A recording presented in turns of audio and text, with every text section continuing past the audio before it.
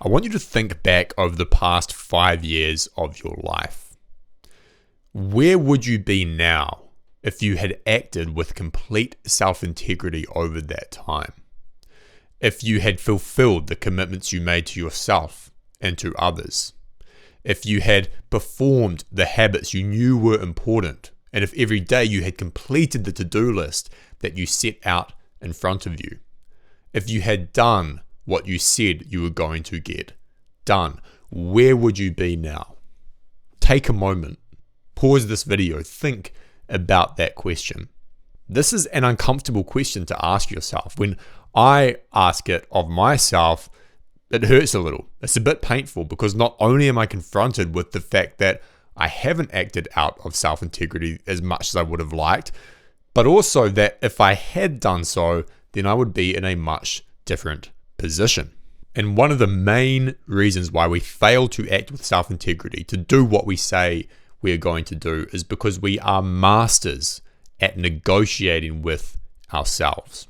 And so that's what we're going to look at in this video, how to stop negotiating with yourself so that you can act with self-integrity and move forward. We're going to start by looking at why self-negotiation is such a toxic habit, why it's such a problem, and some of the bad outcomes that it leads to. We're going to then look at how it takes place, how it happens, and then I'm going to share 3 simple but not easy tactics that you can implement to act with self-integrity and stop negotiating with yourself. So let's dive in. So we have to start with the problem, which is that self-negotiation leads to bad outcomes, and there are 3 that come to mind.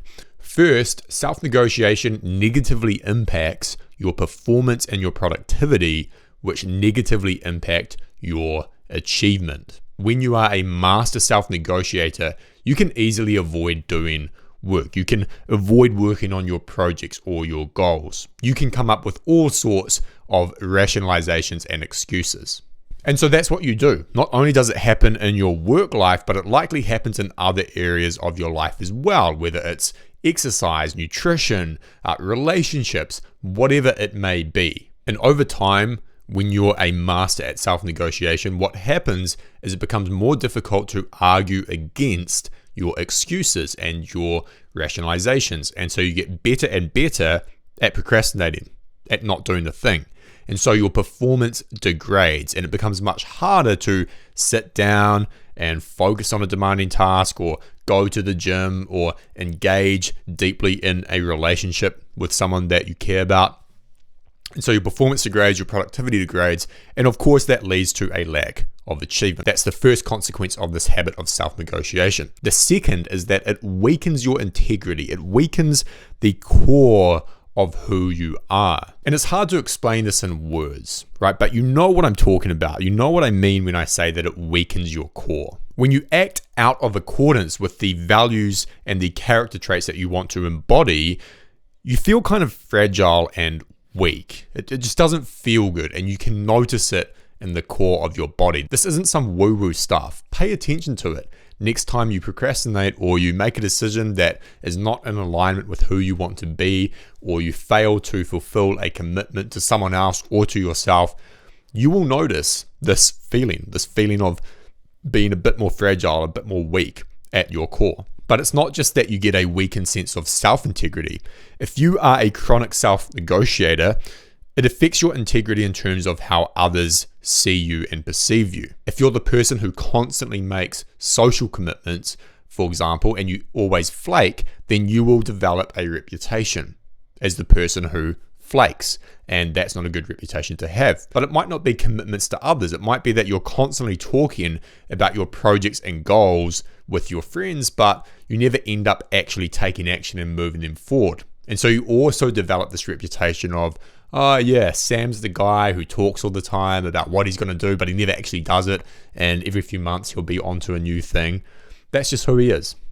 So you develop a reputation in that way as well when you engage in this chronic self-negotiation. And the third consequence is that consistent self-negotiation leads to a lack of commitment, energy, and power. What happens is that your word to yourself and to others ends up having little to no meaning or power, because your track record is the evidence. And if you constantly say you're going to do something, or you make a commitment and then you bail on that commitment, then your word is not that strong. And so what happens is you lose this commitment power.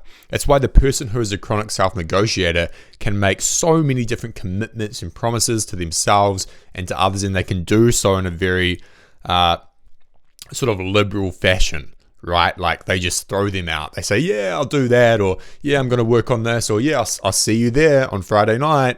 The chronic self-negotiator can do this easily because somewhere deep in their subconscious, they know that they don't really have to do what they've just said, because of course their track record shows this, right? Like they are not consistent.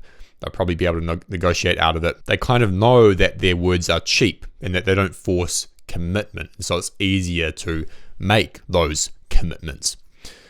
In contrast, the person who acts with complete self-integrity is much more cautious about the commitments they make, because their commitment power, their commitment energy is a lot stronger. They know that there's a cost incurred by making a commitment because they are going to follow through with it. So those are the three consequences. The first is that it lowers your performance and your productivity, which results in lower achievement. The second is that it weakens your integrity, your core. And the third is that it completely destroys your commitment energy and commitment power. But how does this self-negotiation take place? Well, there are many causes behind this habit of self-negotiation, but I think there's one in particular that is the most popular and probably the main driver behind this habit for most people. It's called self-negotiation for a reason. It's not often that we talk to ourselves plainly and directly. So let's say that you've told yourself that you're going to go to the gym this afternoon, and you get to the afternoon and you don't want to go to the gym. Well, it's unlikely that you're going to tell yourself the truth, which is, I don't want to go to the gym and therefore I'm not going to go to the gym. Like, it's pretty hard to say that to yourself, right? Because it's like, okay, so who cares if I don't want to go to the gym? I still should go to the gym because it's a good thing to do. It doesn't sit well with your self-image when you say, I don't want to go, or I don't want to do something, so I'm not going to do it. Because you want to see yourself as someone who doesn't just avoid hard things because they are hard. So you come up with an excuse, but not just any excuse. You take this excuse and you expand it and you turn it into an intelligent rationalization. You might say instead, I'm tired, so I'm not going to go to the gym. But for most people, that's not going to work. It's not going to cut it, because you know that you can still go to the gym even when you are tired. It's fine. It's probably a good thing. You'll develop mental toughness by working out when you're tired. You'll probably sleep better tonight. You know, it's not the end of the world. It's not a good enough excuse. And you kind of know this. So what you do is you expand the excuse and you make it more intelligent. So you might say, well, I might be tired because I think I'm getting sick. And if I go to the gym today, then what if I make it worse? What if I get sick faster? What if I need to recover? Yeah, I think I need to rest and recover so that I can work again tomorrow. So you say something like that and it gives you an easy out. You can now avoid the thing that you don't want to do. And this goes a step further, where you can actually take it to a point where not going to the gym or not doing the hard thing actually becomes some sort of virtuous act in your mind. So you say something like, damn it, I really wanted to go to the gym today, but I think I'm getting sick, and so I have to make the hard decision of resting and recovering at home so that I can do the work tomorrow and not get sick or not push myself too hard. But I really wanted to go. And so you flip it in your mind from avoiding this hard thing. And so you end up lying to yourself, where this avoidance of a hard thing becomes actually something good that you're doing, at least in your mind. And so you can operate with this like clear conscience and keep your self-image intact. This is a dangerous thing, but it's like the peak of self-negotiation and intelligent rationalization. But here's the thing, before we move on to the tactics, you can always kind of tell when you're engaging in this excuse expansion or these intelligent rationalizations, because you can feel it. You can kind of feel it in your subconscious, in your core. You know when something is a reasonable excuse. Like if you're lying in bed and you're fatigued and you've got no energy at all, then it's like, I probably shouldn't go to the gym. But if you're like sitting there and you're kind of tired and you start coming up with these excuses, but your body kind of knows, or there's another part of your brain that knows, like, come on, man, like, that's not a good enough excuse. You should just go to the gym. You know when you're lying to yourself. Don't pretend that you don't. Okay, so let's talk about how to stop negotiating with yourself and act with integrity. The first tactic is to reduce the volume of the commitments you make until you can fulfill them all. So it's better to hit 100% commitment or even 90% commitment on a few things than to hit 20% commitment on a lot of things, right? Because the latter affects your reputation and it affects your self-image and it affects your integrity.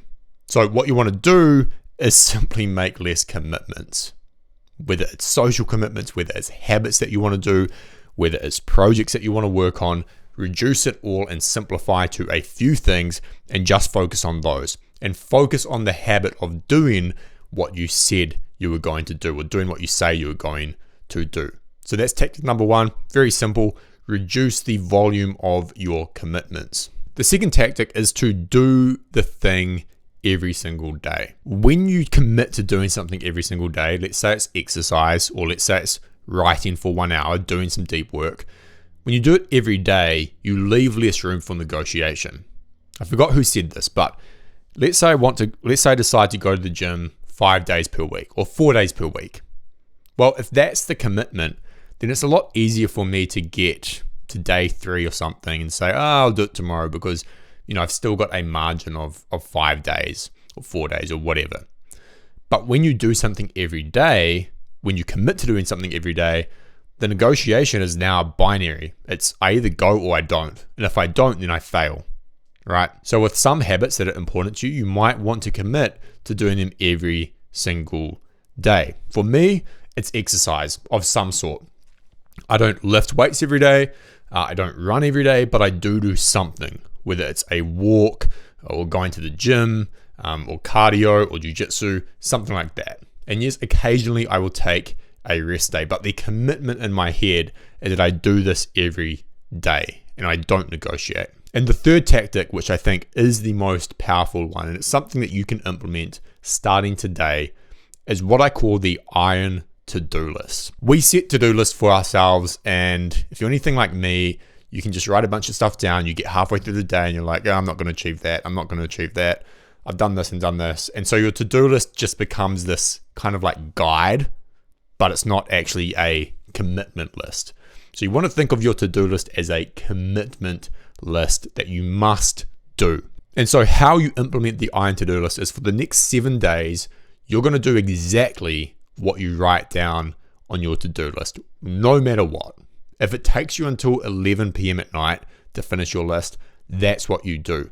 The point here is not that you just do a ton of work, it's that you do what you say you are going to do and you develop integrity. If you write something down on paper or you put something in your task management app for that day, you are making a commitment. You are saying, this is my plan for the day, this is what I'm going to do, and bar some sort of catastrophic incident that just pulls me out of my regular scheduling, this is what I'm going to do. I'm going to do it. If you do this for 7 days, which will be difficult, by the way, you'll notice 2 things. The first is that you become a lot better at planning. You become more cautious with the commitments you make during the day.